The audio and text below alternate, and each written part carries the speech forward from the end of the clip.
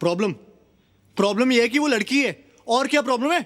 3, 2, 1. Problem ये है कि हम चाहते हैं हमारी लाइफ में कोई प्रॉब्लम ही ना हो, लेकिन अगर हमारी लाइफ में कोई प्रॉब्लम ना हो तो ये उनकी लाइफ की सबसे बड़ी प्रॉब्लम है। बेसिकली हर लड़की की लाइफ में एक उम्र आती है जब उसे रियलाइज होता है कि अब उसकी लाइफ एक ड्राइवर, एक बॉडीगार्ड, एक नौकर और एक एटीएम के बिना नहीं चल सकती। और अब हर लड़की इतना सब कुछ तो अफोर्ड कर सकती नहीं ना, तो लड़कियां ढूंढती है बॉयफ्रेंड, ट्राई पे रखती, काम पर रखती हो, काम अच्छा लगे तो नौकरी, परमानेंट, शादी। शादी में सबसे इंपॉर्टेंट चीज क्या होती है? मांग भरना। और आदमी को तो काम है औरत की हर मांग भरना। अबे नौकरी जाने का पेपर वर्क भी खत्म नहीं होता, लड़की गायब। ऑफिस वाले इतनी जल्दी आई कार्ड नहीं मांगते जितनी जल्दी ये तलाक मांगती है। बेसिकली अगर एक बार भी लड़की को पर्स में हाथ डालना पड़ गया यानी गायब। पर्स में तो इनके मिस्टर इंडिया वाली खड़ी रखी होती है, साला हाथ डालो गायब।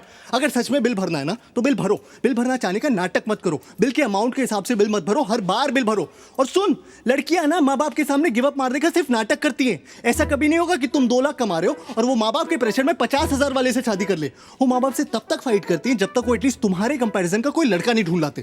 फिर साला जब ब्रेकअप करेंगी तो ये नहीं कि बस चली जाए लाइफ से, साला 10 दिन तक ये डिस्कशन करेंगे कि क्यों कर रही है। अचानक से उन्हें इस बात की टेंशन हो जाएगी कि तुमने खाना खाया कि नहीं। अब इतनी कंसर्न है तो छोड़ी क्यों रही हो? बेसिकली उन्हें चाहिए कि तुम उनसे पूछो तुमने खाना खाया, फिर वो कहे नहीं, फिर तुम कहो प्लीज खा लो, फिर वो रोए और ये बात स्टैब्लिश हो जाए कि ब्रेकअप जो उनके सियापे की वजह से हो रहा है उसमें सबसे बड़ी विक्टिम भी वही है। सारी सेल्फिश कहीं की। अबे तू टाइटैनिक वाली को देख ले। चल माना कि लकड़ी पे एक आदमी के फिट होने की जगह थी तो 15-15 मिनट की बारी नहीं ले सकते थे? ठीक है तुम्हें पहले चढ़ने दिया, इसका मतलब है चढ़ के सो जाओगी, मस्त में नींद पूरी करके उठी। अबे तुमने ये कैसे डिक्लेयर कर दिया कि वो मर गया? तुम डॉक्टर हो, तुमने उसकी नब्ज चेक की, नहीं बेहोश भी तो हो सकता था। नहीं गुड मॉर्निंग बेबी नहीं बोला मतलब मर गया, नीचे फेंक के चली गई। साला सोने से पहले बात करनी है, उठने के बाद बात करनी है। भाई दिन पूरा नहीं पड़ता क्या कि आदमी सोने से पहले 2 मिनट चैन से लेट नहीं सकता क्या? और क्या है ये टॉक मी टू स्लीप? और चलो इन्हें सुलाने के लिए मैं वो भी करने को राजी हो जाऊं, लेकिन सोते सोते रात रात में ऐसी कौन सी भयानक घटना घट जाती है कि उठने के साथ इन्हें फिर से बात करनी है। बेबी 1 घंटा हो गया तुम्हारा फोन नहीं आया। अबे आधा घंटा तो मुझे खुद को जगाने में लग जाता है। फिर आदमी हगता है, ब्रश करता है, नहाता है, शुरू हुए दिन के बारे में सोचता है। हर आदमी का फंडामेंटल राइट है हगते हुए सोचना, लेकिन ना इन्हें तुमसे तब भी बात करनी है। भाई शादीशुदा आदमी हमेशा ऑफिस के लिए लेट क्यों हो रहे होते हैं? क्योंकि जो टाइम पे उठते हैं वो बात करने में लेट हो जाते हैं, और जो समझदार है वो उठते ही लेट है कि साला उठो, तैयार हो और भागो, बस बात ना करनी पड़े। और ये सब बर्दाश्त करने के बाद, और इनका सबसे बड़ा सियापा ये है कि इन्हें सेक्स के बाद भी बात करनी है। अबे पागल हो क्या? सेक्स सेक्स इसलिए क्योंकि इट्स अल्टीमेट। क्लाइमैक्स को क्लाइमैक्स क्यों बोलते हैं? क्योंकि उसके बाद पिक्चर खत्म। मीठा खाने के बाद कोई सूप पीता है क्या? कभी कभी तो मुझे लगता है they want you to talk them to orgasm. लड़कियों की ना आदमियों से सिर्फ 2 नीड्स होती है, आई लव यू और सॉरी। साला आई लव यू बोलो तो बोलेंगी why do you love me. इन्हें हर 2 महीने में जानना है why do you love me, या I love you but give me 5 reasons why you love me. अरे पागल हो क्या यार, इतना कौन सोचता है बे? सुना नहीं तुमने कभी प्यार एक एहसास है? और उससे भी बड़ा सियापा है सॉरी, क्योंकि इवेंचुअली हर आदमी थक हार के सॉरी बोल ही देता है, लेकिन सॉरी बोलने के बाद मामला खत्म नहीं होता। सॉरी बोलने के बाद असल मामला शुरू होता है कि तुम्हें पता भी तुमने सॉरी क्यों बोला। अरे तुम्हें यह भी नहीं पता तुमने सॉरी क्यों बोला? अरे जिस बारे में लड़ाई हो रही है उसी बारे में सॉरी बोल रहा हूं ना। अबे कोई भी बात तुम इन्हें समझाओ, मजा ले जो समझ आ जाए, वही बात इनका एक बेस्ट फ्रेंड समझा दे तो 1 मिनट में समझ आ जाती है। ये सारा बेस्ट फ्रेंड का सियापा है सूरज बरजातिया जी ने शुरू किया। बेस्ट फ्रेंड की टोपी पिना पिना के दोस्ती में no sorry no thank you. Sir दोस्ती में प्लीज भी नहीं रहा, दोस्ती में अब पूछना भी नहीं रहा, दोस्ती में अब लिमिट ही नहीं रही।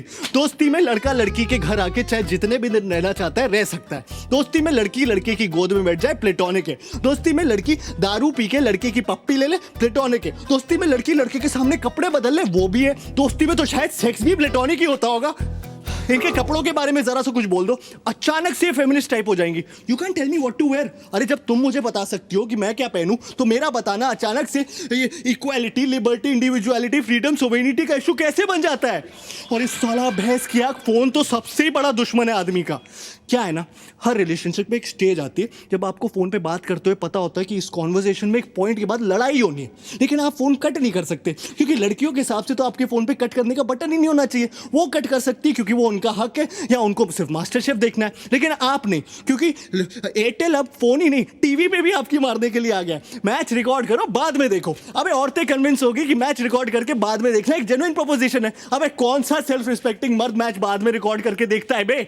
पहले साले ये सर्विस प्रोवाइडर्स हमारी मार रहे थे कॉल रेट्स कम करके, वो मार के उठे तो साले स्मार्टफोन्स वाले आ गए। अब बता ऐसी कौन सी जरूरत आ गई थी ऐसा ऐप बनाने की जिससे किसी को आपकी लोकेशन का पता चले? हाँ, सिगरेट खरीदने के लिए रास्ते में रुक गया तो तुरंत फोन आ जाएगा, बेबी यू आर फाइन ना? नहीं मैंने देखा तुम 3.5 मिनट से कहीं पर रुके थे तो मैंने सोचा फोन करके पूछ लूं। हाँ अबे मेरी माँ गाड़ी चलाते वक्त इतनी बार फोन करोगी तो मैं से ही मर जाऊंगा। साला ये आदमी मर भी रहा हो ना तो भी शायद नहीं ये चाहिए कि बेबी मैं फोन करके बताता हूँ बेबी मैं मर रहा हूँ, वो यमराज लेने आ गए, ठीक है? तब भी इन्हें इस बात की परवाह नहीं होगी कि आदमी मर रहा है। तब भी पूछेंगे कहाँ मर रहे हो, कैसे मर रहे हो? अरे तुमने बताया नहीं तुम्हारा आज मरने का प्लान था, और कौन कौन साथ में मर रहा है? अच्छा अब तुम उसके साथ भी मरने लगे। सती जी ऐसी थोड़ी छीन लाई थी अपने पति को यमराज से, उन्होंने ले नहीं कर दी होगी। कहा होगा ऐसे कैसे, कहा क्यों? यमराज बोला होगा सॉरी बहन जी गलती हो गई, आप ले जाओ वापस। एक तो हर लड़की का स्यापा है कि आई लव सरप्राइजेस, जबकि असल बात यह है कि women hate surprises. They just love the opportunity to pretend to be surprised. उन्हें पता होना चाहिए कि तुम कोई सरप्राइज प्लान कर रहे हो, उन्हें पता होना चाहिए कि क्या सरप्राइज प्लान कर रहे हो, लेकिन तुम्हारे थ्रू नहीं, किसी और के थ्रू। फिर उनकी असली खुशी इस बात में छुपी होती है कि उन्हें सरप्राइज पता होते हुए भी तुम उनके पास जाओ और चिल्लाओ सरप्राइज, और उन्हें ओ करने का मौका मिल जाए।